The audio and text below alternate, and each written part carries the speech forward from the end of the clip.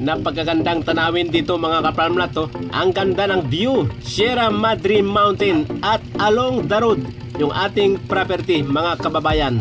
At lilipat tayo dyan sa kabila para po picturean po natin yung Agos River. You are watching Realty Philippines TV. Please don't forget to subscribe. Ayan mga suki dito sa Realty Philippines TV. Good morning friends, good morning Philippines. Welcome back mga kaparmlat. At ito po yung Agos River, yan po sa unahan na yan. At yan naman po yung Sierra Madre Mountain. Malamig yung klima dito mga kababayan. At malapit lang din po tayo sa New Little Baguio, dyan po sa Santa Maria, Laguna. At malapit din po tayo sa Infanta Town proper mga kaparmlat. At siguro po ay nasa 15 hanggang 20 minutes ay narin na po tayo sa Jollibee Infanta.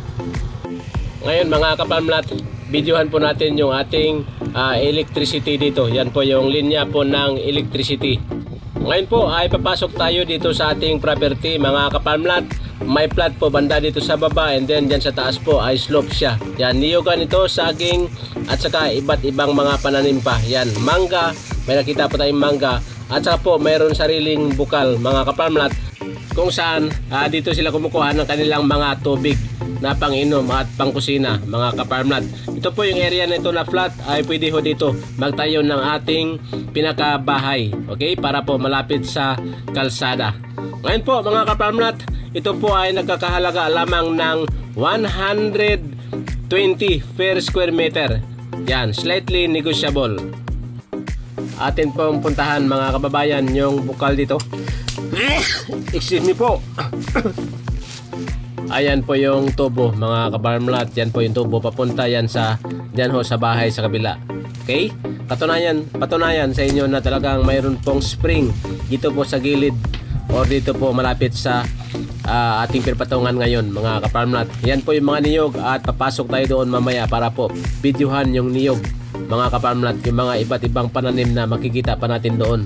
May mangga, saging at saka niyog. Yan po yung madalas na ating nakikita. At ito po yung part na pwede ho natin lagyan ng restaurant.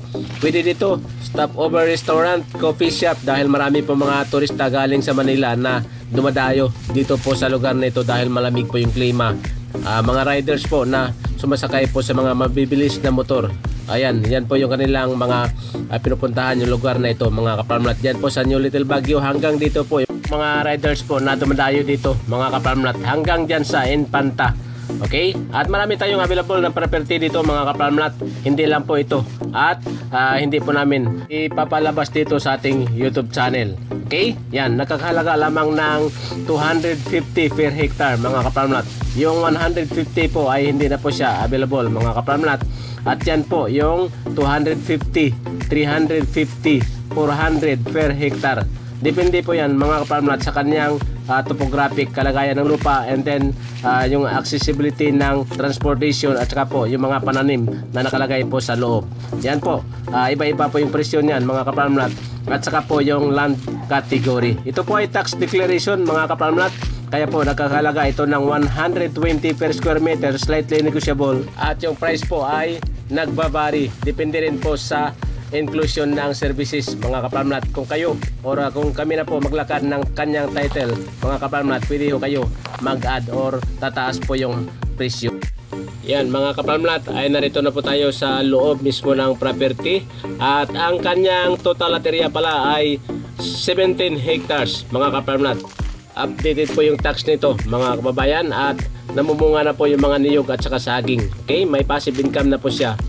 Ayan, at sa mga bago po sa ating YouTube channel, tuloy-tuloy pa rin yung ating services gaya po ng transfer of land title, application of original certificate of title, land surveying, landscaping, house design and construction, pati po tree planting at saka po pagbabakod ng mga property na inyong nabili. Yan po, shout out sa lahat ng mga taga USA, Canada, Australia, dyan po sa United Kingdom, yan sa parte po ng mga bansa sa Europe mga kaparmlat, sa Middle East, dyan sa Singapore at saka sa Japan mga kaparmlat. At shout out po kay Dexter Fernandez at saka po Ariel Quinones dyan po sa New Zealand mga kaparmlat. Thank you po sa lahat ng mga tapat-tagilig dito sa ating bansa mga kaparmlat, dito po sa Metro Manila. Yan, mabuhay tayong lahat mga kaparmlat sa mga nasa Rizal at Laguna. at sa lahat po ng nadarito sa Luzon at Visayas, Mindanao. Yan po, maraming po salamat at muli from Infanta, Quezon. Ako ang inyong kaparmlat, Rosendo Saminyan. Kayo po ay nanonood sa inyong number 1 Realty Trivial Channel, Realty Philippines TV. Mabuhay tayong mga Pilipino.